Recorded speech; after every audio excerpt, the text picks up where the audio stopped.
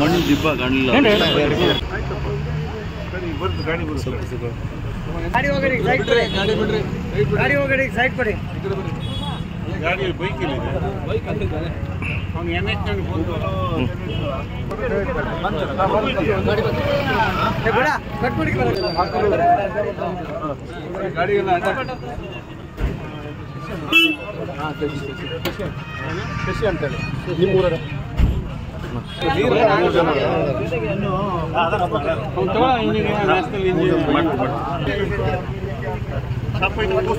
Sir Europe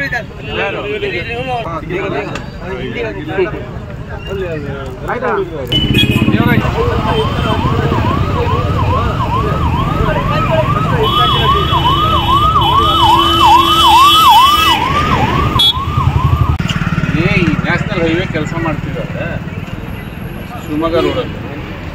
ಅವನು made in ಹಾಕ್ಬೇಕಲ್ಲ ಮಧ್ಯ ಮಣ್ಣು ರಸ್ತೆಗೆ ಹಾಕ್ಬಿದ್ದಾನೆ. 2 ಕಡೆ ಇಲ್ಲಿ ಆಕ್ಸಿಡೆಂಟ್ ಆಗಿದೆ. ಇಲ್ಲಿ ಆಕ್ಸಿಡೆಂಟ್ ಆಗಿಲ್ಲ, ರೋಡ್ ಲಾಕ್ ಆಗಿದೆ. ಶಿವಮೊಗ್ಗ ರೋಡಲ್ಲಿ ಅವ್ನು ಯಾವ ಆಮೇಲೆ ಕೇಸ್ ತಗೊಳ್ಳಿ ಅವ್ನು ಕರ್ಕೊಂಡು ಕೂಡ್ಸಿದೆ. ಅವ್ನು ಯಾರು ನೋಡಿ ಇಲ್ಲಿ ಬಂದು ನೀವು ತಾವೆಲ್ಲಿದ್ದೀರಿ?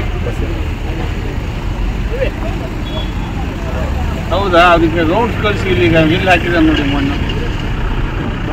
ಇಲ್ಲಿ ಶಿವಮೊಗ್ಗ ರೋಡಲ್ಲಿ ಹೊಳೆಗಿಂತ ಹಿಂದೆ ಹಾಂ ಕಳಿಸಿ. ನಾವು ಇಲ್ಲ ಇಲ್ಲಿ ಇಲ್ಲ ಅವ್ನು ಏನು ಮಾತಾಡೋದು ಬಿದ್ದು ಅನಾಹುತ ಆದಮೇಲೆ ಆಗೋದು ಮಾಡೋದು. ಇಲ್ಲಿ ಒಂದು ಆಕ್ಸಿಡೆಂಟ್ ಆಗಿತ್ತು ಸ್ಪಾಟ್. ಹಾಗೆ ಇಬ್ಬರಿಗೆ ಹೆಡ್ ಇಂಜುರೀಸ್ ಆಗಿದೆ. ಒಬ್ಬನಿಗೆ ಸೀರಿಯಸ್ ಇದೆ.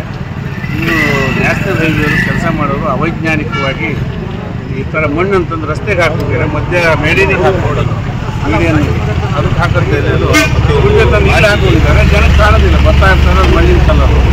ಹೀಗಾಗಿ ಅನಾಹುತ ಆಗಿದೆ. ಇದು 2ನೇ ಅನಾಹುತ ಇದು. ಮೊನ್ನೆ ಒಬ್ಬರು ಕ್ಷೇತ್ರದಲ್ಲಿ ಮಾಡಿ ಅವನ ಜೀವನ ಹಾಳು ಮಾಡಿದ್ದಾರೆ. ಇದು 2ನೇ ಪ್ರಕರಣ.